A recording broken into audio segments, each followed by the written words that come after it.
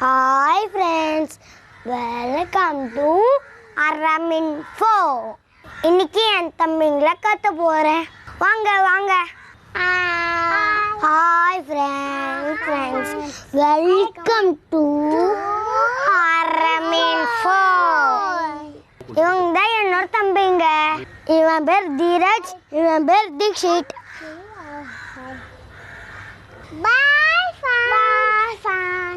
ஏன்னா ஃப்ரெண்ட்ஸ் என் தம்பிங்களை பார்த்தீங்களா அழகா இருக்காங்களே.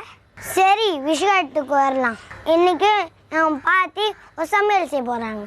பாட்டில் கார்டு ஸ்ப்ரானு வச்சு கிரேவி பண்ண போகிறாங்க.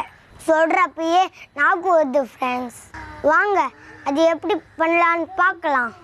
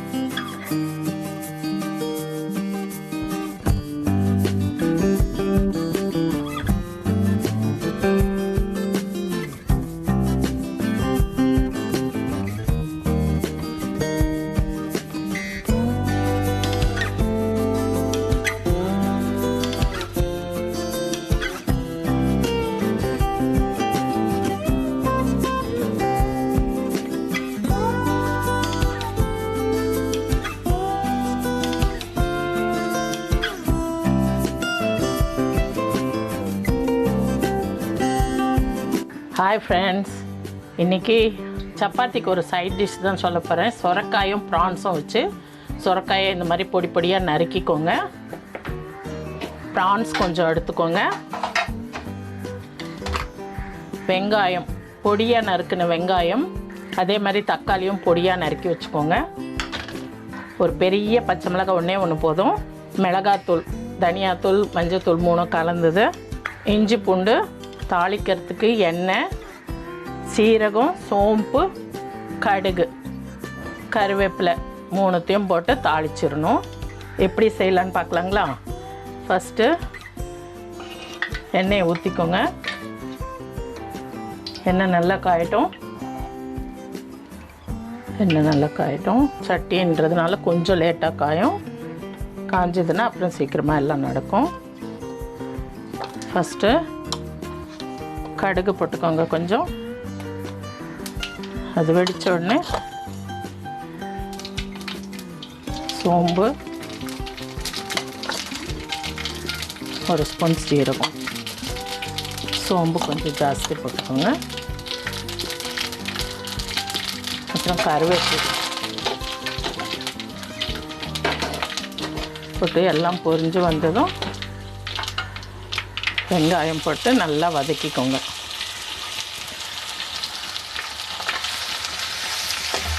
வெங்காயம் நல்லா சுருங்கி வரணும். இது சப்பாத்திக்கு நல்லாயிருக்கும். சாப்பாட்டுக்கு கூட போட்டு பிசைஞ்சு இது சாப்பிடலாம். தேங்காய் எல்லாம் போடலைங்க. தேங்காய் போட்டால் ரொம்ப கிரேவியாக வந்துடும். நான் சப்பாத்திக்குன்றதுனால தேங்காய் போடாமலே சமைக்கிறேன். வெறும் வெங்காயம் தக்காளி கிரேவியில் செஞ்சு இப்போ காட்டுறேன் உங்களுக்கு. இப்போ நிறைய வேணும்னு நினச்சிங்கனாக்கா, உங்களுக்கு சாப்பாட்டில் கலந்து சாப்பிட்ணும் அப்படின்னு செய்யணும்னு நினச்சிங்கனாக்கா கூட கொஞ்சம் தேங்காயை அரைச்சி ஊற்றிட்டிங்கனாக்கா டேஸ்ட்டாக இருக்கும். நிறைய பேர் சொரக்காயெல்லாம் சாப்பிட மாட்டாங்க. பட் அந்த சொரக்காயை இந்த மாதிரி செஞ்சு சாப்பிட்டோம்னாக்கா ரொம்ப டேஸ்ட்டாக இருக்கும். தண்ணி காய் எவ்வளோ சாப்பிட்றோமோ அவ்வளோக்கு அவ்வளோது உடம்புக்கு நல்லதுங்க. ஆக்சுவலாக பூசணிக்காய், சொரக்காய் இதெல்லாம் நிறைய பேர் என்ன நினச்சிக்கிறாங்கன்னா அதை சாப்பிட்டாலே சளி பிடிச்சிக்கும் அப்படின்னு நினச்சிக்கிறாங்க. அப்படிலாம் கிடையவே கிடையாது. நல்லா வதக்கிட்டோம்னா அதனுடைய இதெல்லாம் போயிடும், சளியெல்லாம் பிடிக்காது. எவ்வளோ நீர் காய் சாப்பிட்றோமோ அவ்வளோ கெட்ட நீரெல்லாம் உடம்புல இருக்கிறதெல்லாம் வெளியில் வந்துடுங்க. ஆக்சுவலாக அதுதான் உண்மை. அதனால் நிறைய தண்ணி காயை சேர்த்துக்கோங்க. சுரைக்காயை பருப்பு போட்டு கூட்டு பண்ணலாம், மட்டன் குழம்புல போடலாம், சிக்கன் குழம்புல போடலாம். நல்ல டேஸ்ட்டாக இருக்கும். அந்த சுரைக்காயினோட டேஸ்ட்டே மாறிடும் நான்வெஜ்ஜில் போடும்போது. வெஜிடேரியன் சமைக்கணும் போது பொரியல் மாதிரி கூட பண்ணிக்கலாங்க. இப்போது நான் போட்ட எல்லா சாமானுமே போட்டுட்டு ப்ரானை மட்டும் அவாய்ட் பண்ணிட்டீங்கன்னாக்கா பொரியல் நல்லாயிருக்கும். இல்லை பருப்பு, கடலை பருப்பு, பாசி பருப்பு, எந்த பருப்பு யாராருக்கு அவங்கவுங்களோட ஆப்ஷன் இருக்கும் இல்லைங்களா, கூட்டுக்கு போட்டு கூட்டு பண்ணி சாப்பிட்டாலும் ரொம்ப நல்லாயிருக்கும். சுரக்காயோட தட்டைப்பயிறு போட்டு குழம்பு செய்யலாம், அது ரொம்ப டேஸ்ட்டாக இருக்கும் சாப்பாட்டுக்கு. அந்த மாதிரி சுரக்காய் செய்யாதவங்கெல்லாம் கூட இந்த வீடியோவை பார்த்துட்டு ட்ரை பண்ணி சாப்பிட்டுட்டு பாருங்கள் எப்படி இருக்கும்னு. சாப்பிடாதவங்க கூட சாப்பிட ஆரம்பிப்பீங்க. நல்லா வதங்கட்டும். கொஞ்சம் உப்பு போட்டுக்கலாம், எப்பவும் போடுற மாதிரி. வெங்காயம் நல்லா வதங்கிறதுக்காக கொஞ்சம் போட்டுக்கிறேன். பச்சை மிளகாய் இந்த ஸ்டேஜில் ஆட் பண்ணிக்கலாம். வெங்காயம் நல்லா சுருங்கின பிறகு இஞ்சி பூண்டு போட்டுக்கலாங்க.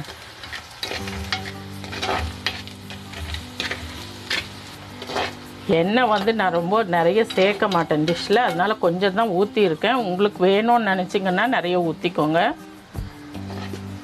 அப்போ சீக்கிரம் வெங்காயம் கூட வதங்கிடும். இந்த சுரக்காயோட என்னென்ன காய் கூட போட்டு பண்ணலான்றதை சொல்லிக்கிறோம். ஒரு சின்ன டிப்ஸ் மாதிரி தான். உருளைக்கிழங்கு போட்டு பண்ணலாம்.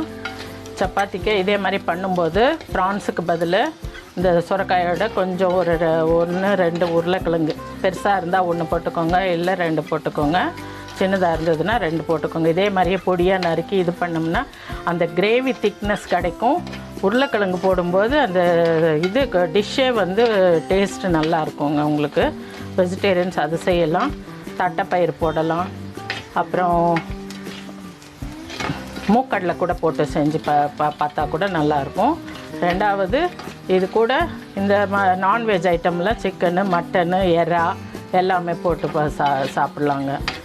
அந்த காலத்தில் அந்த மாதிரிலாம் செஞ்சு சாப்பிட்டாங்க, ஆரோக்கியமாக இருந்தாங்க. இப்போ தான் என்னமோ இது சாப்பிட்டா அது வரும், அது சாப்பிட்டா இந்த நோய் வந்துடும்னு பயந்தே சாப்பிட மாட்டேங்கிறாங்க. நம்ம யங்ஸ்டர்ஸ் எல்லாம் வந்து இப்போ அதை அவாய்ட் பண்ணிடுறாங்க. அதனாலேயே முக்கால்வாசி எல்லா நோயும் வருது. அந்த காலத்தில் பெரியவங்கெல்லாம் எல்லா காயுமே பயப்படாமல் சாப்பிட்டாங்க, வேலை செஞ்சாங்க, குனிஞ்சு நிமிர்ந்து நல்லா ஆரோக்கியமாக அவங்கெல்லாம் 80-90 வயசு வரைக்கும் இருக்கிறாங்க. இப்போல்லாம் பாருங்கள், இந்த காய் சாப்பிட மாட்டேன், அந்த காய் சாப்பிட மாட்டேன் அப்படின்னு சொல்கிறதுனால பசங்களுக்கெல்லாம் 25-30 வயசுலேயே மூட்டு வலி, இடுப்பு வலி, எல்லா வலியும் வந்துடுது. அந்த காய் சாப்பிட்டா வாயு பிடிப்பு வந்துடுமா, இப்படிலாம் யோசித்து அதெல்லாம் அவாய்ட் பண்ணிடுறாங்க. ஸ்டேஜில் தக்காளி ஆட் பண்ணிக்கோங்க. தக்காளி நல்ல கிரேவி ஆகிற வரைக்கும் சுருங்கட்டும். நல்லா வதங்கி அந்த கிரேவியில் தான் வந்து காயும் ப்ரானும் வேக போகுது. அதனால் கொஞ்சம் மூடி வச்சா கூட அது இதுவாகும். இப்போ இந்த ஸ்டேஜில் எறாவும் போட்டுக்கலாம். எறாவில் நிறைய தண்ணி சுரக்கும், அதனால் இப்போ நல்லா பிழிஞ்சிட்டு போட்டுக்கோங்க.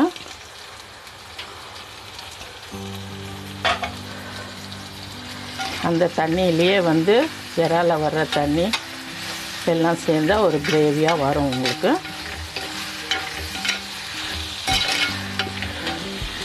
இப்போ சுரக்காயும் போட்டுக்கலாம்.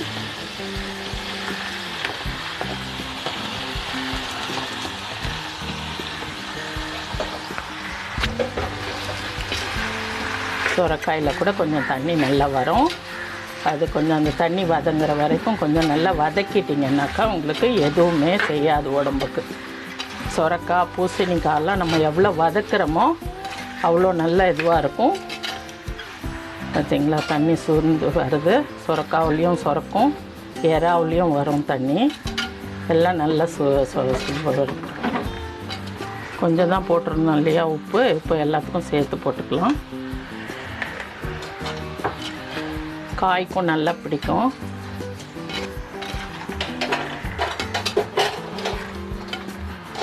கொஞ்சம் நேரம் விடலாம், தண்ணியெல்லாம் சுருண்டு வரும்.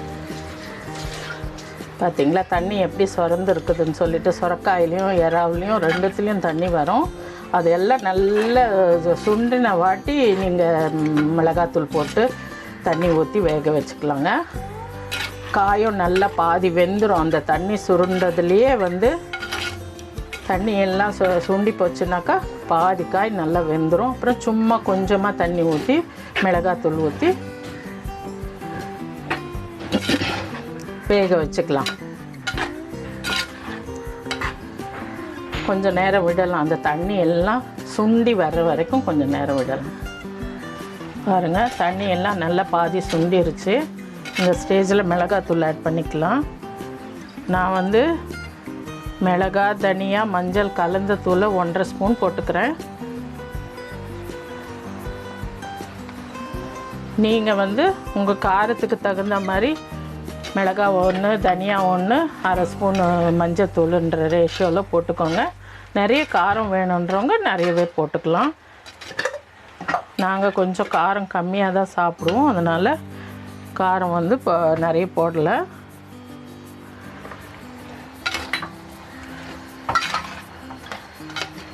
போட்டுட்டு இப்போ நல்லா கொஞ்சமாக தண்ணி, நிறைய ஊற்ற வேண்டாம், ஏன்னா அதுலேயே தண்ணி வருது இல்லைங்களா, அதனால் நிறைய ஊற்ற வேண்டாம். சும்மா கொஞ்சம் மெழுகிற அளவுக்கு கொஞ்சம் கிரேவி ஆகணும்.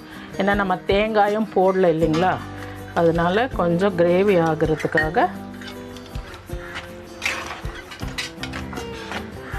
அது மூழ்கிற அளவு போட்டால் போதும். இந்த ஸ்டேஜில் உப்பு நீங்கள் பார்த்துக்கோங்க, பத்தலைன்னா ஆட் பண்ணிக்கோங்க. நான் போட்டது கரெக்டாக இருக்குது, அதனால் போடலை. உங்களுக்கு கம்மியாக இருக்குதான்னு சொல்லிவிட்டு டெஸ்ட் பண்ணிக்கோங்க. இந்த நேரத்தில் பாருங்கள், சுரக்காய் எல்லாம் நல்லா வெந்துருச்சு, தண்ணியை நல்லா சுண்டு வந்துருச்சு. இன்னும் கொஞ்சம் சுண்டுச்சுனாக்கா, இது தேங்காய் ஊற்றாததுனால கொஞ்சம் இப்படி தான் இருக்கும், ரொம்ப கிரேவியெல்லாம் இருக்காது. உங்களுக்கு ரொம்ப கிரேவி வேணும்னா தக்காளியை அரைச்சி ஊற்றி பண்ணுறோம் இல்லைங்களா, அந்த மாதிரி பண்ணிக்கலாம். நிறைய ஆக வேண்டாம், சுரக்காயே நிறையா இருக்குன்றதுனால நான் அந்த மாதிரி செய்யாமல் வதக்கிட்டேன். இப்போ தக்காளி, வெங்காயம் எதுவும் தெரியல பாருங்கள், நல்லா கரண்டிலேயே அந்த மாதிரி ஸ்மாஷ் பண்ணி விட்டுடுங்க. கொஞ்சம் கிரேவியாக இருங்க, அதுவே போகும். சப்பாத்திக்கு இது மாதிரி இருந்தாலே போகிறோம். ரெடி ஆகிடுச்சு பார்த்தீங்களா, உங்களுக்கு சுரக்காய் இது ரெடி ஆகிப்போச்சு. இந்த ஸ்டேஜில் ஸ்டவ் ஆஃப் பண்ணிக்கலாங்க. அவ்வளோதான், இது இந்த கிரேவி ரெடி ஆகிடுச்சுங்க.